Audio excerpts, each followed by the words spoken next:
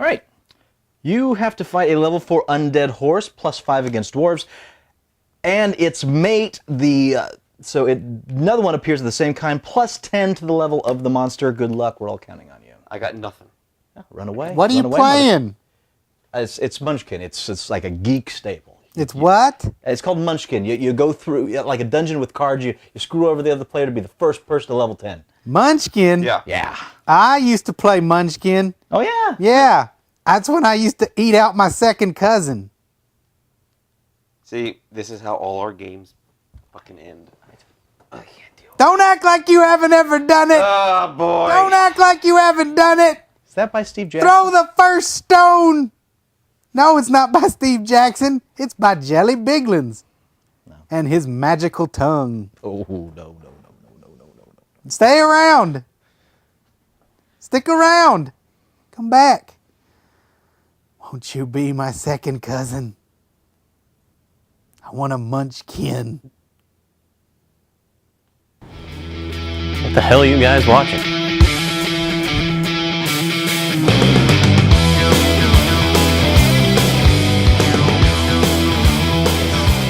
Welcome back to us. It's the Ugly Couch Showtime again. Hello, ladies. I am Master Torgo. The famous Paul. Dr. Vlarg. And we're here to tell you what to watch, what to read, what to play. Good to see you, gentlemen.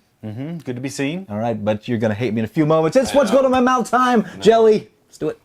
Today's What's Going in My Mouth is brought to you by Fitzgerald's fencing swords made out of delicious Three Musketeers bars. This way, if you get hungry after your fight, you can eat. Also, when you hit someone, you can tell because they get chocolate stain on their white fencing outfit. And none of this, you didn't really hit me bullshit. All right. He was too happy All right. when he said, ooh, I got something. This is something that I've heard about for a while. You might have heard of it too. This is a drink. I mean, it's a drink. We're going old school on our stuff here. We're no food today. This is all, well, here, Barry, because you're, and yeah. Super Minuman Sarang Burung Ginseng. Really? No, keep going. I can't keep going. No. That's the that's what I'm looking for. Bird's Nest drink. Oh, it is the bird's nest. Oh, where did you get this? Oh, the international marketplace, of course. It's only 50 cents? Yeah. It can't be real bird's nest. For only Ingredients. 50 cents. Genuine bird's nest. Ginseng America, bird's nest flavoring. As if the bird's nest was not enough. Bird's nest bird's nest flavoring. Which means Right next to the bird paprika. shit. Yeah. Bird shit and fucking feathers. Wait. Yeah. Jelly, Jelly. granulated sugar, Yeah, sugar. water, Sweet. no preservative. All right. No preservative. Crack it. Bird saliva, Paul, not bird shit. Yeah. Wait, shake thoroughly before serving. Yeah, there's damn no it. bird shit in bird's nests. Whatever. Oh! Yeah, you like that? Oh, see, it's good. Spilling Nothing going on everywhere. there. Yeah, see, it's happy. Making a goddamn mess. Oh, it's kind of. You know what? I will even get a glass. It's Here. Oh, Okay. It's, you know what? There's less stuff in it than I thought there'd be. Oh, no. It looks like pee. This is chunky. I got some fair- hard Oh, yours cider is going. too. That's jelly. Okay. Oh. This for Jeff. To be fair, Red Bull also looks and smells like pee. So I love Red Bull. It's kind of smoky. there's a smokiness stuff. to it. Oh, fuck off. Fuck off. Oh, come on. You gotta have some. Smells like grass. It does smell like off. grass. It smells like Fuck off. like real cut, fresh it cut grass, smells like not that other weed. grass. Oh, no, it doesn't. Yes, it does. Oh! All right, here we go. On three. God Salut damn on it. 3. 1, 2, 3. Salut. It doesn't like It's very bitter. It doesn't have a strong flavor, but it's not a good flavor. Oh! It tastes Like someone brewed tea in an old pot that used to have a flower in it. Like Miracle Grow and Butthole. you know what? I'm gonna go with that. I agree with Paul. Definitely tea. I get a tea flavor.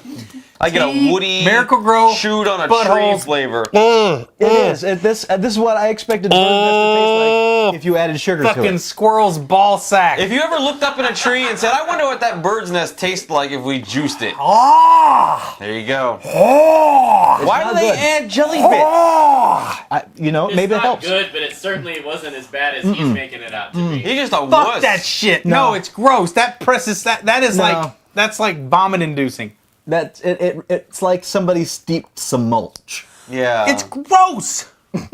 I'm still trying to get the full flavor of it. I'm still drinking There's not a more. lot of flavor to it. It just kind of there's a bitterness and it hits you. It's not good. If you could drink the Walmart outdoor section. That's what this is like. Yeah, now I'm getting it. Yeah, Right back there. yeah. Blech! It's kind of blech. I think I'll stick with Super Scotch. ginseng bird's nest Fuck drink. off. Yeah, fuck you. That's Fuck terrible. off. Oh, Ugh. I got 4 more cans of this if you want it. Hey, do you guys want to finish this shit? Leave it. Get it out of here. Yeah, what? It's Gross not like it balls. has some kind of odor.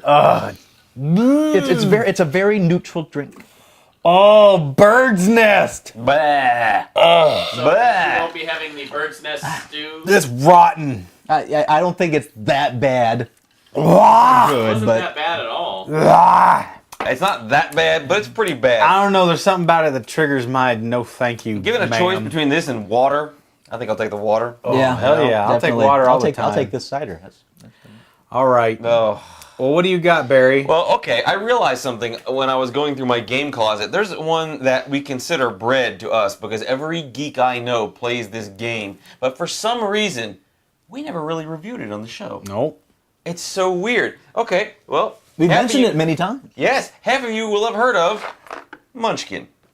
It's Steve Jackson. You know it's good. It's bread. It's made of grain.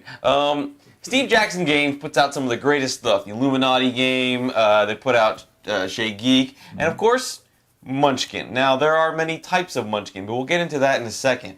Munchkin is a simple game where you and a bunch of friends get together and try to kill each other. It's fun. It's based on like a dungeon crawl. You have treasure cards and you have door cards. You open the door to find treasure, or some kind of curse, or more than likely a monster, which you have to beat.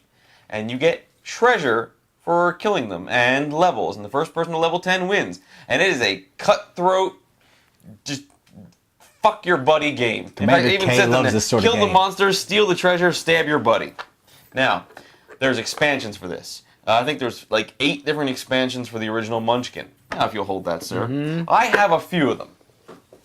I have Star Munchkin, Ah, which I got Love for my that girlfriend, one. That one's and fun. here, I'll, the expansion we'll for that I'm as gonna well, hold the these Clown two. Wars. I'm going to put these right here. We got Munchkin Booty, and 2 other expansions for this as well. Not to be confused with the porn of the same name. Isn't that the Wizard of Oz parody?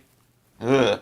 And then Kirsten just got this for my birthday, Munchkin Zombies. Oh. Now, there are other versions of Munchkin. There are Munchkin Fu, Kung Fu Munchkin, Munchkin Bites, like vampires and stuff, Super Munchkin, super powered Munchkin, Munchkin Impossible, spies, Munchkin Cthulhu, awesome. The Good, the Bad, the Munchkin, Wild West, and one more version, which we'll talk about in a second. You can get these at any game shop because they're all over the place. You can find It's them like in bookstores now. Yeah, I know. It's one of the most popular geek games there is out there. So if you're sitting around with your family and you're tired of playing Parcheesi, Mystery Date, Sorry, Monopoly, Your family played Mystery Date? Misery Mystery Date, or Don't Whiz on the Electric Fence. No. Whiz on the electric fence. Ren and Stimpy. Screw that. Get Munchkin. It's fun, and all it requires... In fact, everything you need is in the box. You don't have to buy anything else. It's just one die and some way to keep track of your level, and you're good to go. Now, they just released a new version of Munchkin based on a very popular comic called Munchkin Axe Cop. Oh. Now, I didn't know what Paul was bringing to the show, and I just happened to bring Munchkin. And Paul, what do you bring to the show? Well, one of the things I brought to the show is Axe Cop. Oh, shit. Hey, yes. I picked this up on Free Comic Book Day. It wasn't free, but I would have paid almost twice as much as I did to have this. I've got to pick up the next 2 volumes. The 3-volume set. I'm sure it'll be collected in a collection at some point down the road. It's brilliant. Okay, for those of you who don't know, I think we mentioned this briefly on Geek Shock. We did. But Axe Cop is written by a 6-year-old and drawn by his 30-year-old brother. Right That there, you know it's pretty brilliant. much simplifies it right there. So what's wonderful about this book is it encapsulates that sense of childhood play. And basically it's this guy and his little brother, you know, separated by almost a generation of time, and they just play pretend. And sometimes they play a game that he calls Axe Cop. And it's the adventures of this police officer who happens to have an axe. And he has a partner. What's the partner's name? The partner's not a police guy either. It's just something else. It looks like a lizard. No, Dinosaur Soldier. That's his name. So it's Axe Cop and Dinosaur Soldier, which is what I know. That's all it takes right there. Axe Cop and Dinosaur Soldier and their adventures. And what's wonderful is like Axe Cop is not a real cop. He went to Axe Cop Academy and not Real Cop Academy and all this kind of crazy shit. And the real cops don't like Axe Cop because he's an Axe Cop and he doesn't play by the rules. Oh, it's so good. It's so fucking funny. It's wonderful. It's very much, for those of you who know, I mean, I've talked about before, I'm a big improviser. That's my thing. What? Improvisational No. comedy, yeah. And improv, lie. I'm not. Improv itself was the genesis of it was created by a lady named Viola Spolin, who used to teach children's theater. And basically, all improv is adults playing children's theater games and getting themselves in the mindset of the child, where everything is possible, nothing is wrong, everything is accepted, and you move forward with this reckless abandon to a degree of acceptance and that feeling of play. And it's something that we as improvisers desperately try to capture each time we're on stage to a degree, that feeling of play and fun and exploration. They do that here seamlessly. Axe Cop, it's wonderful. It's really the ego and id just transferred directly onto the page with that reckless abandon, and it's wonderful, wonderful stuff. Very stream of consciousness kind of, and I mean, if you think at all that the name Dinosaur Soldier is funny in the least, get this fucking book yesterday. It's awesome. Cool. Fucking awesome. Soldier, Yep. Thanks. That's gonna be in my head. Yep. He is a dinosaur soldier. fighting in America. Dude, I gotta It's read so that. fucking good. What do you got, Torgo? Okay, I got a game. Okay. And the thing is, if you've read my bio on our webpage, you'll see that I do not have a high tolerance for cute games. No. I found a cute game I absolutely adore. It's called The Blob 2. Oh! The Blob one was originally a Wii game, so I never played it. Yeah. Obviously. But The Blob 2, it's so adorable and so simple in its design, but fun and approachable. The basic idea, you are this colorful blob chasing after the bad guy. The bad guy takes away color from the world. So you enter this new level, there's no color there, whatever you touch turns to color. All right? And so the basic idea is you have to friggin' color the world. It's a platformer, both 2D and 3D. Has a great little sense of humor to it, a great soundtrack, and I would say one of the more relaxing, enjoyable games I've played in a while. Did I hear correctly that the soundtrack, as you add color to the world, becomes more rich as well? That is correct. Wow. As you each world you start off with is completely black and white. You are bringing it to life. Essentially, they're turning these characters that populate this world. They're black and white zombies, and you bring life and color into each of their buildings and worlds. But you have to do it in a specific way, and it is a fun yet challenging platformer. Each level gets progressively tougher. Starts out really easy, of course, to teach you all the little things along the way. But by the time you get to level 10, you're having to show your platforming chops. And normally I don't go for games like this, but this game is fun, adorable, and it's just really captured my imagination. Cool. Cool. I like coloring. Did you play it on the Wii? No, in fact, I played it on the Xbox 360. It's on 360 It is now. the There's Xbox sequels? 360 and Okay. PS3. I'm not even sure this new version is on the Wii, to tell you the No, truth. it might not be. But if you have an Xbox, that it is out. time. You can now play The Blob. The Blob 2. So do it. Downloadable or you gotta buy it? You gotta buy it. Oh. Yeah, it is a full-on freaking game. That's one I bet that will come out to download. You think? Maybe. It is a fairly big game, and it has a party game aspect to it too that I haven't played with. Because why? Is it kind of like Tony Hawk, where you got a tag? Remember how Tony Hawk used to trick off shit? Your color would land on that thing that you tricked? Yeah. Like Whatever that. you touch and whatever color you are, it becomes that color. So some of the puzzles involving have to make certain colors. You mix colors within yourself. So if you mix 3 colors, you're going to be brown, and you're going to paint everything brown. Ugh. If you touch water, all color goes away from you. You got to go find a color source. It's a nice, well put together. It has a level up system where you buy different aspects of yourself, how much armor you have, how much color you can hold. So I like games with economies, and it has an economy. Oh, that's why he likes it. It helps. You It can all sell and takes- buy It things, helps. level up. Yeah, Boo. I get it. The Well- Blob.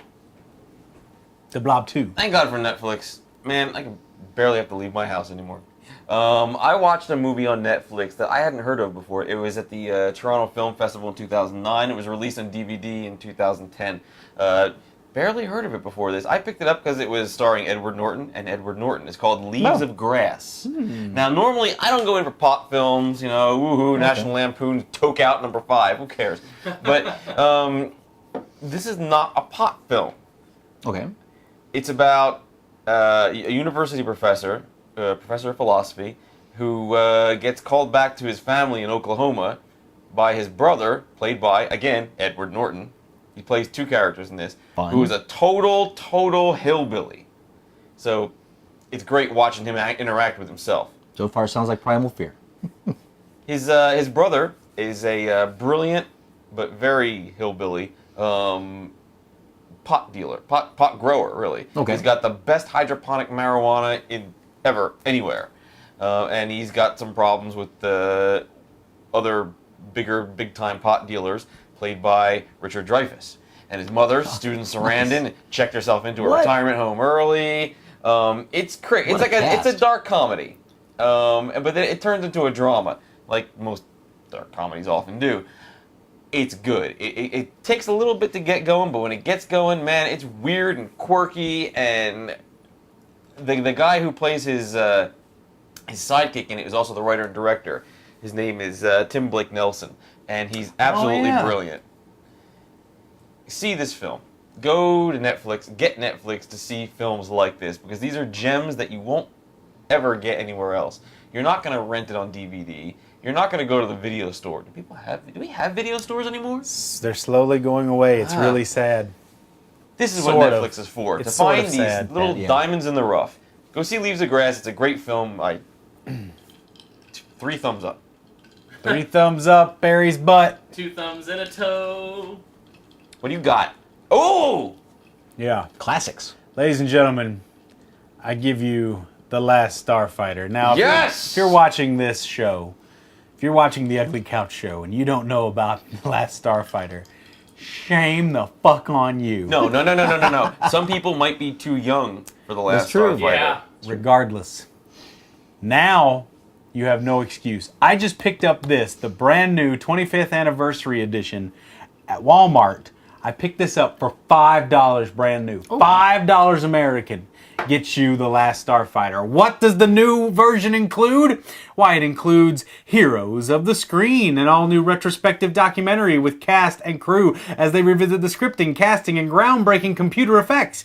Crossing the Frontier, Making The Last Starfighter, an original documentary of the creation of the film and its innovative special visual effects. Image gallery, rare production photos, promotional material, and an alternate ending. Feature commentary with Oh, director Nick yeah. Castle and production designer Ron Cobb. Love my commentaries. Ladies and gentlemen, yeah, that's why I got this thing, to check it all out. I haven't $5? even been able to invest $5. I haven't even been able to invest in all the extras yet myself. However, little Paul, when he saw this was one of those seminal things. It was like video games and space and both play. You know, it's really great. For those of you who've ever seen the Clerks animated series, there's a really wonderful Clerks animated episode that ties into this, where Randall is very good at playing a video game that's a pyramid building simulator. And That was a good episode. they I come remember this and episode. get him. It's just like Last Star. Have you seen it? Not that episode of Clerks. It's really funny, and so they come and recruit him, and they just make him build a pyramid. It's really great. That sucks. Yeah, it does, but it's awesome. So yeah, if you haven't seen Last Starfighter, see Last Starfighter. It's the argument you can make to your parents when they're saying, "Hey, stop playing all those video games." Be like, I've got to defend against the Zentradi Armada. Not the Zentradi. What are they? Okay, you just quoted. Not Robotech. Robotech. What are they? Xur and the Kodan Armada. The Kodan Armada. I'm sorry. Greetings, Starfighter. You have been recruited by the Star League to defend the frontier against Xur and the Kodan Armada. All right. Yes. All right. So the Kodan Armada. I'm sorry. The Zentradi Armada. Your geek card. No, You're through. I'm just confused. I got too many things going on in my geek brain. Anyway, yeah, Xur and the Kodan Armada. God damn, I love this fucking movie. Wow. I love The Last Starfighter. Yeah, damn also, good movie. there's a moment in there with the Robo clone. Fucking scary as hell. Scary as fuck when I was a kid. Nowadays, I'm just like, pull man. the sheet off. And Yeah, he kind of pulls the sheets off. He's all growing. He's like throbbing and becoming gross. Yeah, see it. I I almost hit the spoil it roof all. when I I almost saw spoil that it all shit. for you. Yeah, it scared the fuck out of us as kids. Not very scary by today's We standards. didn't grow but up still together great. either. This is a shared experience over many states. Well, finally, something to watch from me. Showtime is developing a comic book series into a half-hour comedy series called Chew. But you can check it out right now. Yes. From Image Comics. This is a fantastic running series. I believe they're up to number 18. That jumps to number 27. More of that later if you read it. But the wonderful, wonderful, hilarious premise. The avian flu hit America and hit it hard. 23 million people died because of avian flu. And because of this, the FDA has become the most important and highest level policing agency in the United States. Chicken and poultry and fowl of any kind completely outlawed, especially for eating. And so now it has all gone underground. And that's what the FDA does now, is basically it's the new war on drugs, but it's on chickens. Busting up chicken rings. Right. So there is the main character, Tony Chu, is a Sebopath. A Sebopath, have you heard about stories Synesthesia? where you can touch something and know its history, everything that involved it? Whoever touched this bottle of cider, if somebody, dropped a hair in it, all of a sudden know what, Well, a Sebopath works the same way, but they have to eat what they're dealing with. Interesting. So once they've ingested something, they know the history. For example, if they can't eat a steak, because if they eat a steak, all of a sudden they get flashes of the animal being slaughtered and viscera and gore. So the only thing this guy can eat is beets. That's the only safe thing for him to eat. Because But it's very slow, easy life for a beet. But because of his power, he is brought forth into the FDA to be part of their war against chicken. And it is funny, hilarious, also very politically poignant in a lot of its goods, but a great little sci-fi story with it too. Just check it friggin' out. Man, I'm so pissed. I was at one of the Borders closings. I was in California at the time, and I saw books 2 and 3 of Chew, and I didn't pick them up because I couldn't find book 1. I've I heard was nothing but stupid. good things. I've heard nothing but good things about Chew from many, many people. And it is, again, being made into a television series by Showtime, That's awesome. Yeah. Get it before it's hot. Paul's about to show us why he's still a little girl inside. So my Jesus. bonus feature this evening. You have a bonus feature. Yeah, my bonus feature would be Catra. Just came in the mail, hot off the mail truck today. He really means his boner feature. Hey man, forget about it. You kidding me? Yeah, this is the hot business. Catra, ladies and gentlemen, figure of the month for the Masters of the Universe Classics Collection. The Vulcan Soul? The Eternian subscription that I have, the Collectors Club. She's a wonderful figure based on, of course, the She-Ra line from back in the day. This is Catra envisioned very close to her Filmation style with the Horde logo right there on her booblage, and it's pretty fantastic. You can't go wrong with these toys. Yeah, you can. No, you can't. She has a whip. She a kitten with a whip. How long She did it take transforms into a cat. before Paul tried to peel her clothes off, I wonder? Transformed into a cat. No, wait, that's not just a whip. That's clothes a can't get- comb. Her whip has kind of a comb thing on here. It's a nod to the original She-Ra figures, if you recall, girls especially. I never had any She-Ra figures. I didn't. But We were all Gem and the Holograms. they right? had hair. They had like rooted hair that you could actually comb, and the dolls would come with combs.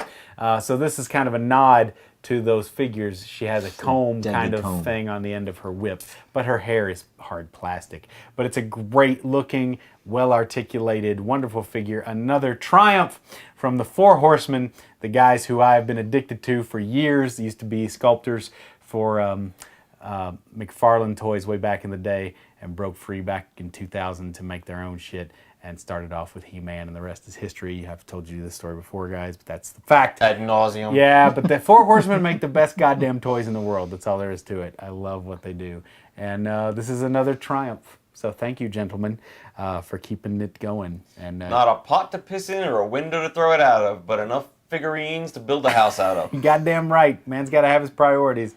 Anyway, so check it out, MaddieCollector.com. She sold out already today, Oh, shame. but you can get her on the flip-flop maybe one of these days. In secondary market, of course, you can get her, but she'll cost you a pretty penny because she is the jealous beauty, Catra. And that's what Paul's got. What do you got? Write to us. Comments at uglycouchshow.com. And, of course, follow us on our Twitters. Follow us on our Facebook. Yes. And also YouTube. listen to the Geek Shock. That's where we talk all the week in geek news that you need to know. You need to know this. Please. Subscribe to us on YouTube. Tell your friends, and Paul will love you hard Keep passing the word around there. We're slowly but Passionately. surely gathering our fans. with legs. Like us on the old Book of Faces, and continue to repost and spread the word about the Ugly Couch Show. We thank you in advance for your patronage and subscriptionness. And until next time, I'm Master Torgo. The famous Paul. Dr. Vlog. And we're going to see you on the next Ugly Couch Show. You know what? I have never seen The Last Starfighter. Couch. What? Wait, what? I have never seen this movie. This is... What the hell is wrong with you? You. don't. Make him break. How have you not seen that? This has a scary part. You fucker. It's not that scary. I dislike There's a you. couple of scary things. You'll see it. You fucking asshole. What? You haven't been. That's an axe top of the goddamn